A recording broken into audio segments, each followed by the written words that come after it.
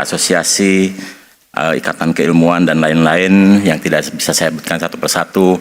Izinkan saya memaparkan sedikit terkait dengan progres dari makan bergizi gratis yang merupakan salah satu program 8 hasil terbaik cepat dan nomor 1, dan ini adalah program andalannya Pak Presiden Prabowo Subianto, dan Pak Presiden selalu menyampaikan bahwa ini adalah langkah strategik bangsa Indonesia dan merupakan investasi SDM besar terhadap SDM masa depan Indonesia.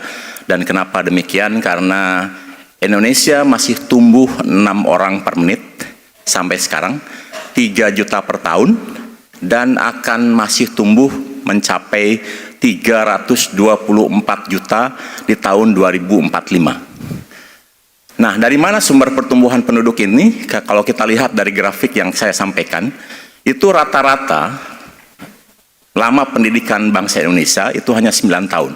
Jadi bukan yang di ruangan ini yang sudah 20-30 tahun. Tapi rata-rata pendidikan Indonesia adalah 9 tahun. Dan kalau kita lihat klasifikasi anggota rumah tangga, kita lihat bahwa pertumbuhan penduduk itu dihasilkan dari anggota rumah tangga kelas miskin dan rentan miskin. Di situ ada angka yang miskin 4,78. Itu artinya apa? Kalau ada satu ibu, satu bapak, maka rata-rata anaknya 3 atau 2. 4,78 itu artinya kalau ada 100 keluarga miskin, maka 78 keluarga anaknya 3.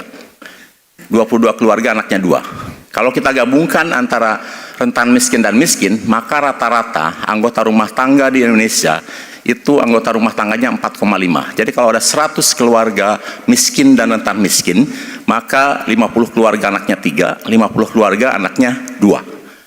Tidak tumbuh dari kelas atas. Kenapa? Karena anggota keluarganya hanya 2,84. Satu ibu dan satu bapak digantikan oleh 0,84. Demikian juga kelas atas. Jadi kenapa Pak Presiden sangat gelisah dengan masa depan Indonesia?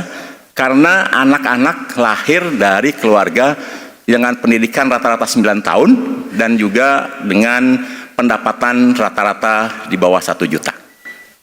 Jadi itulah investasi besar-besaran pemerintah Republik Indonesia terhadap masa depan SDM Indonesia.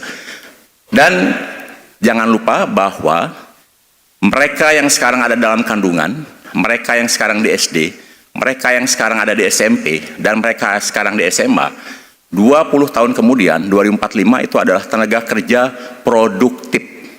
Di mana 60% anak-anak yang lahir di keluarga miskin dan rentan miskin, 60% tidak pernah melihat menu dengan gizi seimbang. Dan 60% anak-anak itu tidak pernah minum susu. Bukan karena tidak tahu susu itu bermanfaat, tetapi mereka tidak mampu beli susu. Nah, kemudian kita akhirnya mengintervensi. Kenapa dari ibu hamil sampai anak ke SMA? Karena ada 2 titik pertumbuhan yang penting di dalam pertumbuhan anak, yaitu 1000 hari pertama, itu untuk mencegah stunting. Dan kemudian kita juga harus intervensi ketika anak tumbuh dari umur 8 sampai 18 tahun. Itu untuk menghasilkan fisik yang optimal. Jadi yang kita harapkan dengan program ini nanti, anak pintar karena 1000 hari pertama diintervensi oleh gizi seimbang. Oleh sebab itu maka kita intervensi ibu hamil, ibu menyusui dan anak balita, dan kita kirim makanannya ke rumah. Jadi langsung ke rumah masing-masing. Sementara anak sekolah, dari mulai PAUD sampai SMA, termasuk pesantren atau santri dan sekolah keagamaan lainnya, kita kirim ke rumah masing-masing. Dan total penerima manfaatnya akan mencapai 82,9 juta. Karena setiap tahun di Indonesia ada sekitar 5 juta yang hamil. Kemudian ada 5 juta santri. Jadi total 82,9 juta. Ada 30 juta balita, sekitar 44 juta siswa sekolah.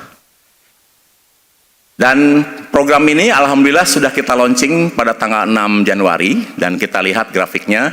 Jadi kita sudah mulai roll out program ini 6 Januari dengan 190 satuan pelayanan pemenuhan gizi. Jadi kita tidak sebut dapur, karena dalam satuan pelayanan itu ada 3 fungsi yang kita laksanakan. Pertama adalah masak-memasak, untuk memberikan makanan kepada ibu hamil, ibu menyusui, anak balita, dan anak sekolah. Yang kedua untuk menjadi pertemuan antara pembeli, yaitu Badan Gizi, dengan penjual, produsen lokal, dan yang ketiga di setiap satuan pelayanan ada ahli gizi. Jadi bagi anak-anak dan ibu hamil diberikan makanan yang dengan gizi seimbang, tetapi bagi mereka yang tidak menerima manfaat akan dilayani melalui konsultasi gizi di satuan pelayanan tersebut. Nah, satuan pelayanan ini akan utamanya sekarang adalah melayani 3.000 penerima manfaat di setiap satu titik.